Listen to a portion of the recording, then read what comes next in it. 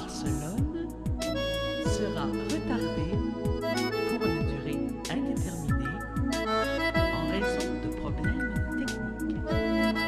Je répète, le vol Air France AF 611 à destination de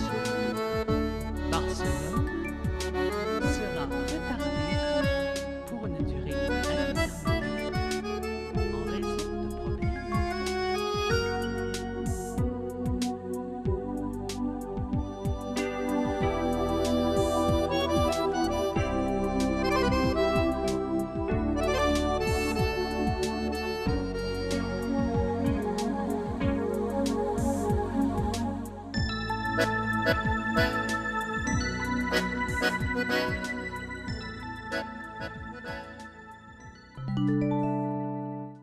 Le vol Air France AF 611 à destination de Barcelone sera retardé pour une durée indéterminée en raison de problèmes techniques.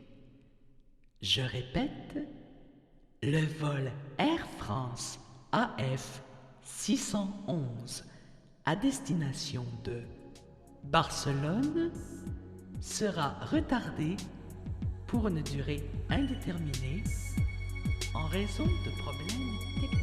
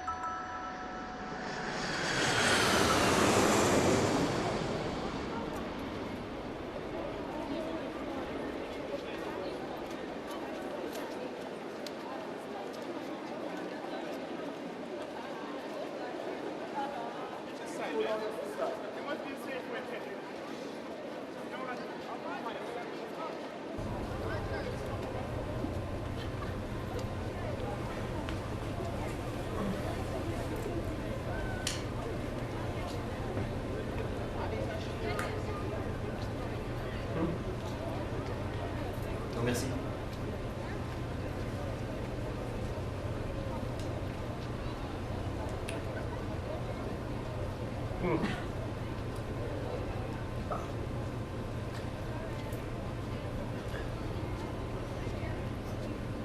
Vous êtes sûr?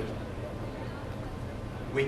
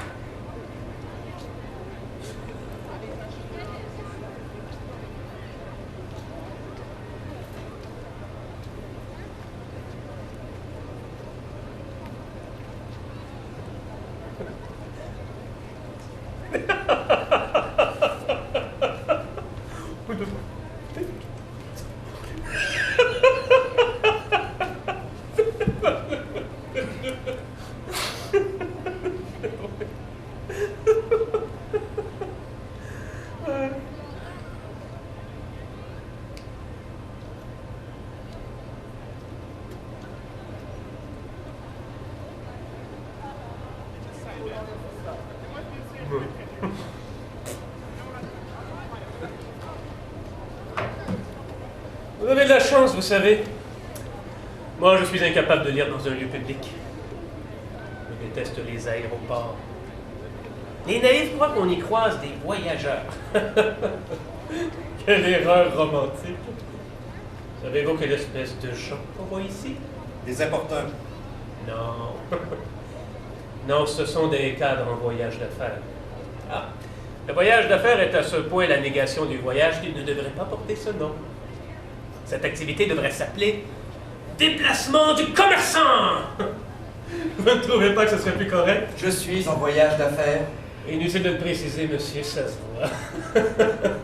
Et grossier en plus. Monsieur, puisque vous ne semblez pas l'avoir remarqué, je n'ai aucune envie de vous parler. Pourquoi? Je lis. Non, monsieur. Pardon. Vous ne lisez pas. Bon, peut-être croyez-vous que vous êtes en train de lire. La lecture, ce n'est pas ça. Écoutez, monsieur, je n'ai aucune envie d'entendre parler de profondes considérations sur la lecture. Vous m'énervez. Et même si je ne lisais pas, je ne voudrais pas vous parler. On voit tout de suite quand quelqu'un lit.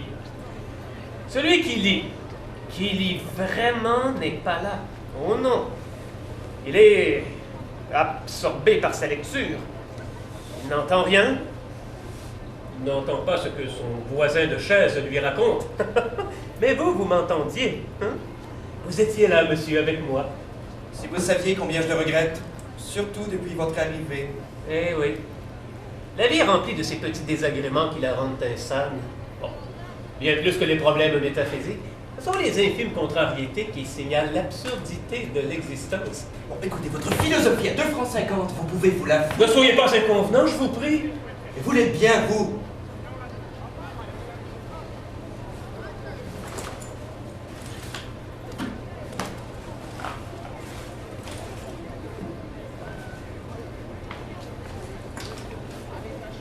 Texel. Textor Texel. Qu'est-ce que vous me chantez là? Vous reconnaissez qu'il est plus facile de converser avec quelqu'un dont on connaît le nom. Puisque je vous dis que je ne veux pas converser avec vous. Pourquoi cette agressivité, monsieur Jérôme Angus? Comment savez-vous mon nom?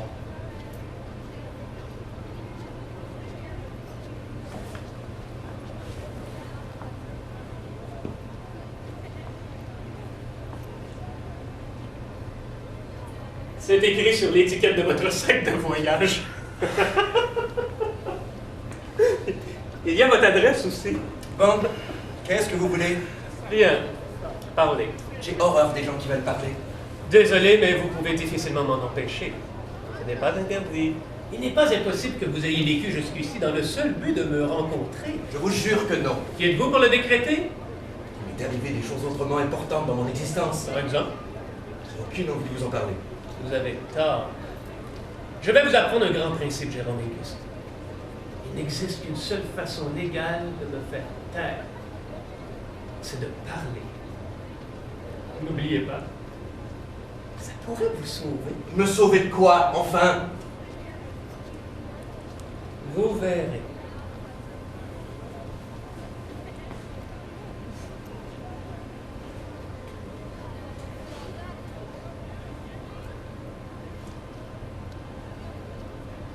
Parlez-moi de votre femme, monsieur. Comment savez-vous que je suis marié? Je ne porte pas d'alliance. Vous venez de m'apprendre que vous êtes marié. Parlez-moi donc de votre femme. C'est hors de question. Pourquoi? Je n'ai aucune envie de vous parler d'elle. J'en conclus que vous ne l'aimez plus. Je l'aime. Oh non. Les gens qui aiment sont toujours intarissables sur l'objet de leur amour. Qu'en savez-vous? Je suis sûr que vous n'aimez personne. J'aime. Alors, allez-y. Soyez intarissable sur l'objet de votre amour. J'aime une femme sublime. En ce cas, que faites-vous ici? Vous êtes impardonnable de ne pas être auprès d'elle. Vous perdez votre temps à importuner des inconnus quand vous pourriez être avec elle. Elle ne m'aime pas. Vous perdez votre temps à importuner des inconnus quand vous pourriez la séduire. J'ai déjà essayé. Obstinez-vous. Inutile. Dégonflez. Je sais trop bien que ça ne servirait à rien. Et vous osez prétendre que vous aimez. Elle est morte. Ah. Ne prenez pas cet air consterné, Jérôme Angus. Vous avez raison. Votre femme est morte. Ce n'est pas si grave. Je n'ai pas dit que c'était ma femme. Raison de plus pour ne pas prendre ça tragique. Vous trouvez qu'il y a de quoi rire? Il faut savoir, vous disiez ne pas prendre l'air consterné. Et le sens des nuances, je vous prie. Je ne dis plus rien. Tant pis pour vous. J'ai rencontré cette femme il y a 20 ans. Je m'installais à Paris, non loin de la station Port-Royal. C'est là que j'ai rencontré la plus belle jeune fille de l'univers. Tout cela bien banal. Laissez-moi deviner, c'était au Jardin du Luxembourg. Non, Au cimetière. Ah, au Père Lachaise. Classique. Non, au cimetière de Montmartre. Je trouve significatif de l'avoir découverte parmi les cadavres. Ce n'est pas ce cimetière. C'est le plus beau de Paris. Il est nettement plus désert que le Père Lachaise. Une des tombes m'y touche plus que tout. Ouais. On y voit même la pierre tombale, la statue d'une jeune fille écroulée face contre terre. Son visage sera inconnu à jamais. On ne distingue que sa silhouette, minue, très pudique. Sinistre. Non, charmant. D'autant plus que quand je l'ai vue la première fois, une vivante était là qui la contemplait et qui avait exactement la même silhouette. De dos, on eût juré la même personne. Je l'ai d'ailleurs abordée en lui demandant si c'était elle qui avait posé. Je lui ai déplu aussitôt. Comme je la comprends. Pourquoi? Vous aussi, vous m'avez déplu aussitôt. Et puis cette question n'était pas du meilleur coup. Toujours est-il que la jeune vivante a semblé me trouver déplacé, n'a pas daigné me répondre. Je suis si je peux comprendre. Oh non. Vous ne pouvez pas comprendre ce qu'on ressent quand on est rejeté par le visage de sa vie. Vous ne savez pas ce que c'est d'avoir si soif et de ne pas avoir le droit de boire.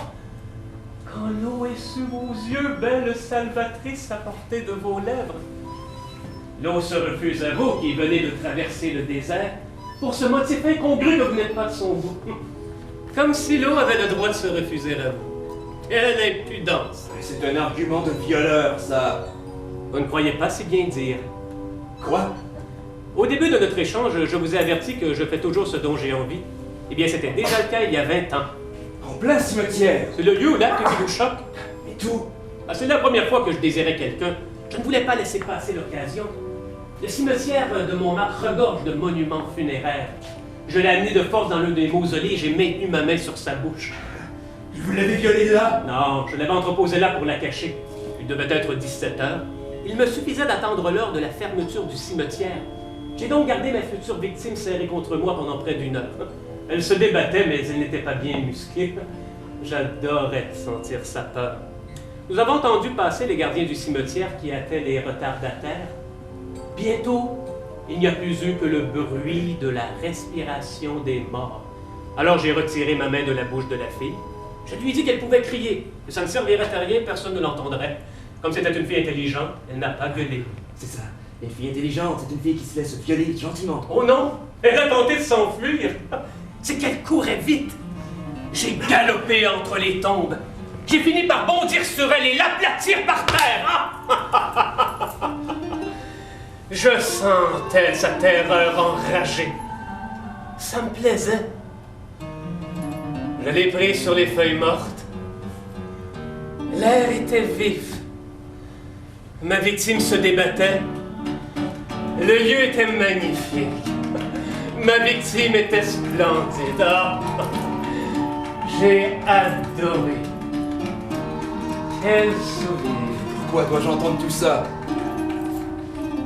Alors, je l'ai caché à nouveau dans l'une des cathédrales miniatures.